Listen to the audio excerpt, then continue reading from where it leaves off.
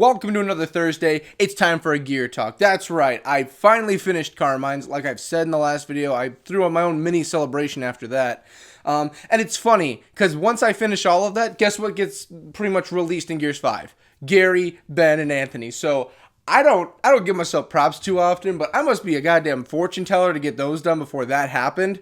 Yeah, so I'm off that topic now. I'm taking a break before any more character ones. I'll figure that out down the road. Like I said in the last video, I'll figure that one out. I've got a few things beforehand.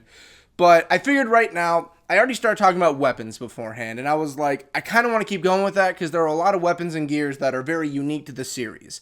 Like there's the Hammer of Dawn we talked about. Not really the Nasher shotgun though, because now that I think about it, like Halo also has the extremely powerful shotgun, and a bunch of other series have the shotgun weapon that's extremely powerful even in the lore of the series. But like, we've got the Hammer of Dawn shooting pretty much pillars of fire and death from the sky from satellites out of orbit, Like you've got the torque bow, which is like a crossbow, but like on the side, and it shoots by like spinning around the bolt pretty much until it shoots off. You've got all those types of weapons, and one of them I want to talk about is the one shot, the recoilless rifle, pretty much it's called. The one shot. So I don't even know where to begin with this one. Think of a sniper rifle, okay? Easy enough to think about. Think of the long shot. Think of the long shot. Now, buff that up, make it about 4 times as thick, twice as tall, just as long. Hold onto it with both hands. You have to place it onto anything solid you can get your hands on. It has a crank on the side. You got to aim the thing, have it lock on target, give it a moment to do it, and the moment you fire that thing, it doesn't matter what it hits, to an exception. We'll get to that. It don't matter what it hit. It's dead. It becomes mist. It is mulch. It's not like a mulcher, it's mulch. It's gone. You could hit someone in the chest. This, along with these, the arms, your head, the bottom part of your torso is gone. It doesn't exist anymore. It's been destroyed. Shoot someone let's say you shot someone in the toe. Their foot, their shin, their knee, and the upper portion of their leg is gone. That is how powerful the one-shot rifle is. Pretty much it was called the elephant gun by Epic Games at the time. And the elephant gun in most games and everything is like a really, really powerful rifle made to take down elephants. That's pretty much what this is. It's this game's version of an elephant gun, pretty much on roids. And let's just talk about it. Let's see what more we can figure out about the one shot, the single shot, lever action, recoilless weapon known as the one shot. Alright, the one shot, pretty much the deadliest sniper rifle in the entire, if you even want to call it a rifle at this point, honestly, I don't even consider this thing a goddamn rifle. It is considered a heavy class sniper rifle. It is considered to be one of the heaviest weapons you can carry in game. It is one of the only weapons you cannot fire from the hip, even if it is a heavy weapon. And it is also possibly one of the slower weapons to reload. Not compared to most weapons, not most of the heavy weapons. Because there are some heavy weapons that take forever to load up. But yeah, the one-shot was originally made by the Coalition of Ordered Govenment, so the COG had their hand in making that. This is their baby toy. And you would think with, like, the amount of shots and how deadly each one packs a punch, you would think this would be a UIR weapon, since they were always focusing on pretty much quality over quantity for their damage output, while the Coalition was more quantity over quality. So they preferred just letting bullets fly, while the UIR wanted to pretty much have guns like their mark says, that pretty much let out singular shots, like a single shot, but they were a lot more powerful stopping power when they hit. The Coalition just wanted to have bullet spray. The more bullets, the better was their mind of thinking when you look at the Lancers. But yeah, this was pretty much like their retaliation to that. Or maybe even it was before the Pendulum Wars. We don't really know. It's never given that much of a background to when it was made and why it was made like this. But it is shown that with this gun, it's the deadliest thing they ever made. I mean, aside from the Hammer of Dawn, which was a UIR thing, but aside from the Hammer of Dawn, I can't think of anything else the Coalition's put together like this. When you look at like things like mulchers or anything that's mounted, like you look at their machine guns, their turrets, anything, this thing, it has such a range on it that you could be like, it's never really stated how far the range is in the lore, but I would even say, like, given the time and accuracy and put in the hands of someone trained with this thing, I'd say up to a mile.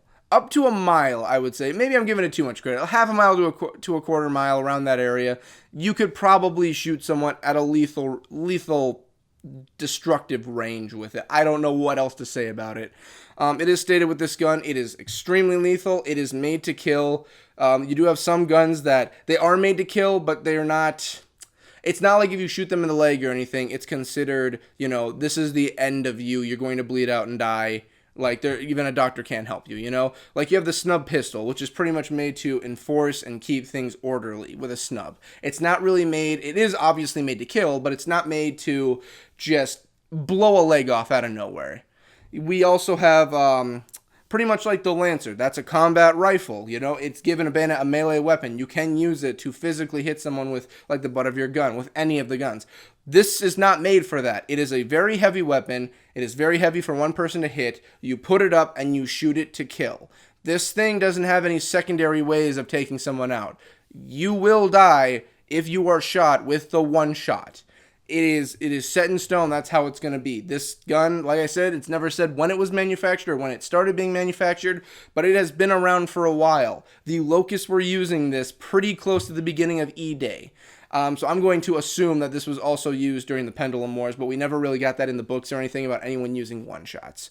Even the comics, we never got someone using a one-shot in the comics up until the current stuff we currently have out now. I don't even think we still have anyone using one-shots. Most people use the long shot, or they'll use things like Marx's.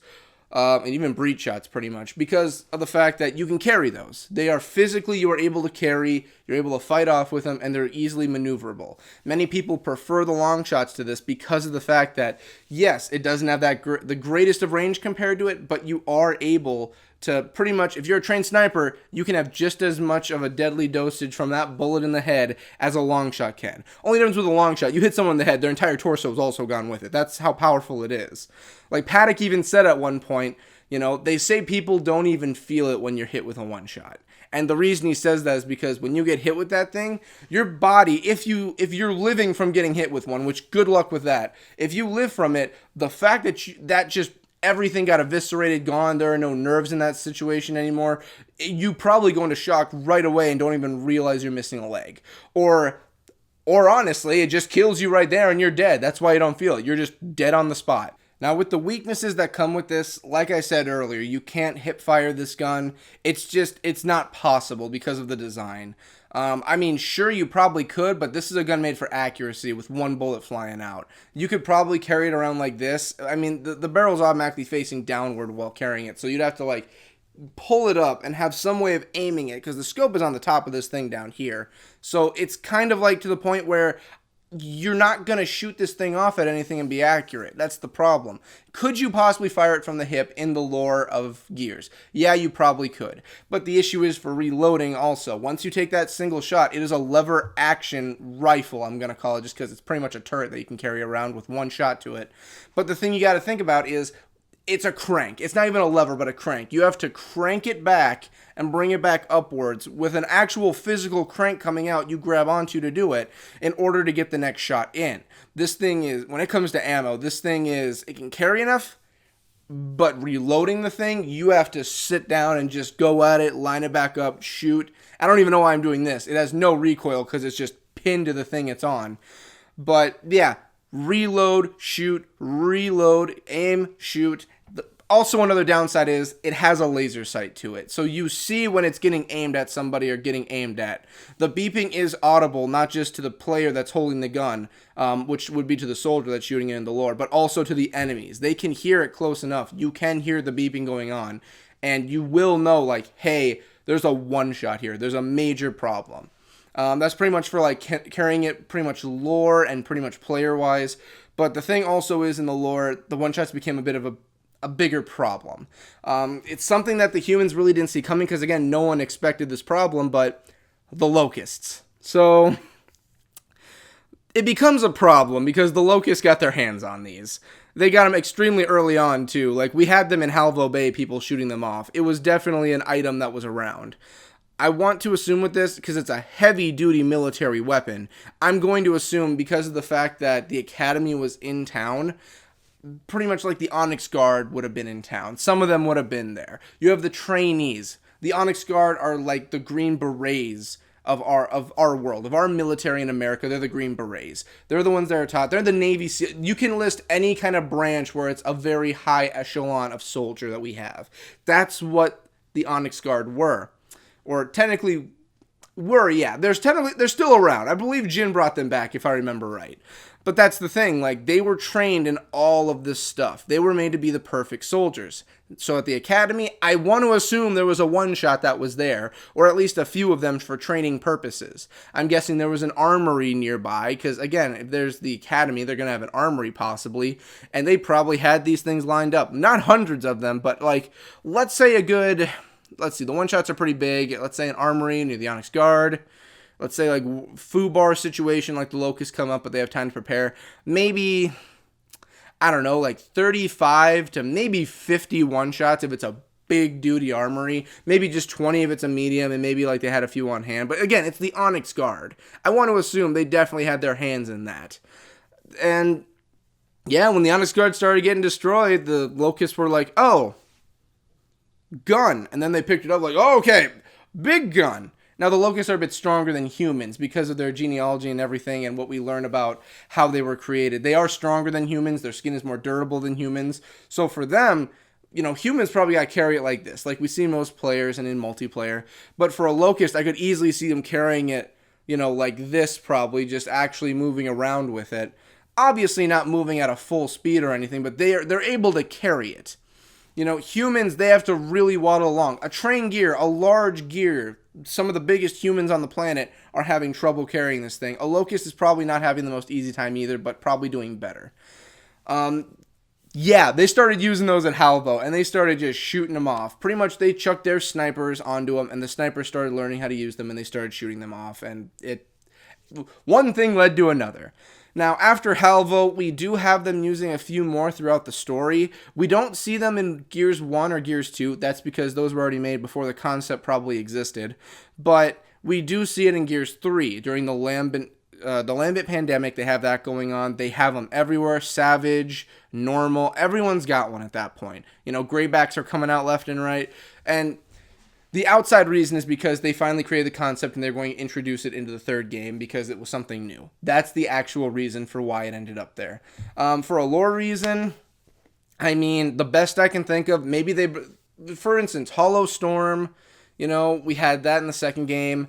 We had the light mass bombing that had to go off in the first game. The best I can guess for those is everyone had to be mobile, and there's no reason to bring a one-shot around for a mobile attack anywhere. You know, like maybe, you know, they didn't know what they were getting in for on the plane, the Raven that was heading off to the train. So they probably just souped up machine guns, ready to go, turret it up, and just send the birds out. Hollow Storm, there's no reason to send them down because everyone's going in two-man pairs down on each single drop going into the hollow. So there's no reason to carry it. You know, you could say, you know, why weren't there any at Jacinto when they ended up there? Well, again, the concept wasn't around at the time, but you know, I'm sorry for you, so many you knows. I noticed it in the last video I did. I say it quite a bit. Apologies. Anyway, you know, with Jacinto, you got me. Maybe they still didn't know what was coming at that point. It was a 14-year war at that point, so they knew numbers were everywhere. Again, the Coalition always focused a quantity over quality when it came to their weaponry. They always focused on, like, large magazines, a ton of ammo. That was always their goal for their weaponry. So when it came to them coming into Jacinto and saying, screw it, we're going to flood this place, we're going to get all of us out before you flood it and kill all of you before you flood it on us, they probably just sent everything they could, and at that point it's like, one bullet's not going to be enough here. We just need to unload on them with everything we have. That's the best argument I can make for that. When it comes to, you know, from 3, obviously it was introduced at that point, and they were picking up weapons wherever they could find for the Savage, Locust, for everybody. If they found a gun that's able to shoot and it's powerful as ever, but its ammo ain't the greatest, and it's a heavy thing, you got to reload and you got to plant it somewhere, if it's nothing else they have available at the time, they're probably going to take it. I'm guessing that's probably why we found them here and there. You know, they obviously didn't make that many of these big things. That's like saying there's the same amount of that as there is for snub pistols. They didn't make the same amount, you know. I'm guessing it took so much time just to build these things because they're huge guns. They're enormous guns. You know, like I said, I don't even know if gun's the right word for this thing. They're enormous death machines of destruction. So, you know, it's understandable why we don't see too many of them, because not many were made. You know, the COG always focused on quantity over quality for pretty much their bullets flying everywhere. That was how it always was. You know, when it comes to reload speed and everything, they were probably tinkering with this. They had time to figure out a war during the Pendulum Wars, figure out like a war aspect of how to fight these guys off. They might have thought like this is our response to their weaponry. Like that's probably the reason we don't see a lot. You know, Gears of War 4 and 5, we haven't seen it. It hasn't come back. Probably because it's a relic of the past is how people probably see it. They probably see it as this gun was in the past. It was used in the past. We have guns that we use. We're more skilled with. This is how we fight. And we see it as superior. Is it more superior than some of the guns that are introduced? That's arguable. For instance, I definitely think the M-Bar is a good answer to the breach shot. But I mean, not the breach shot, one shot. The breach shot's another video altogether. But the one shot is still the most powerful thing you can get hit with. You get hit with an M-Bar in the chest, it's gonna hurt like a mofo, but you're gonna live. You know, you get shot in the chest with a snub, and I'm going by gameplay, not just by lore, but like depending where you're hit, you could be fine, you know? If you go by the game, you get shot in the chest, you're completely fine. You know, again, sorry for your nose, but the one shot is really that weapon that can really just mess everything up for somebody and just end it. You get hit with one bullet from a mulcher, you're going to be fine. You get hit with one bullet from a one shot, you're going to be dead. That's really what it comes down to. And that's really it for the one shot. It's an amazing gun. The concept is amazing. I'm not the biggest fan of it though, because I've never been a fan of like sniping weapons. I use them now and then, but I'm not the biggest. It was a great concept that really is an original one for Gears. I was a big fan of it. But as for what if we're going to see it in the future, I could see it being in media like comics and everything, and maybe a book here or there, but I really don't see it coming up again, you know? Sorry again, you know. But even in Gears Tactics, I don't think it was introduced and shown. So the one-shot isn't even in Gears Tactics, which I believe takes place later on from Gears of War Judgment, because roughly a year into the war, they ended up dropping the hammers, and that's when Gears Tactics takes place. So yeah, the one-shot's probably going to be one of those guns that's just going to be stuffed and placed in the back for now. And I'm not really upset about that, because it's a great concept. It was used, it was executed in the games, it was nice, but it's a gun that you don't really need to have around. You don't need it in the games. Like the Gnasher, the Lancers, definitely. You know, the torque bows, the long shots, those are guns that are very relevant to Gears of War. They're really well known for gearheads, the Gears community. People outside of Gears know what they are. Those are things that are a staple in the game and have to be there. They need to be there. They can introduce whatever they want, but at the end of the day, like, the guns that people know need to be in the game. The one shot was in a few things, and it's not something that's highly sought after, so you don't really need it. Yeah, that's the one shot. Sorry that went for a bit, but it had more history than I thought. I originally opened it up and looked at everything, and I had some info on it, and I was like, oh, okay, this will be an easy one to cover for right now. Then I actually like refreshed, and all the info came in, and I'm like, okay, a little bit more info I got to work on here. Give me like a moment to get this done, and I went through, I got my notes written down, and I got everything I needed. So thank you guys for watching. I don't know what weapon's going to be next. There's so many to choose from, but thank you guys a lot for watching. Like, comment, subscribe. It always helps. We have a store. We've got a Patreon. I greatly appreciate anything. You know, the Twitter is always nice. I always appreciate anyone following. You know me. And that's really going to do it for today. So thank you guys so much for sitting through and watching this amazing video about the one shot. You guys take care. Have a good one.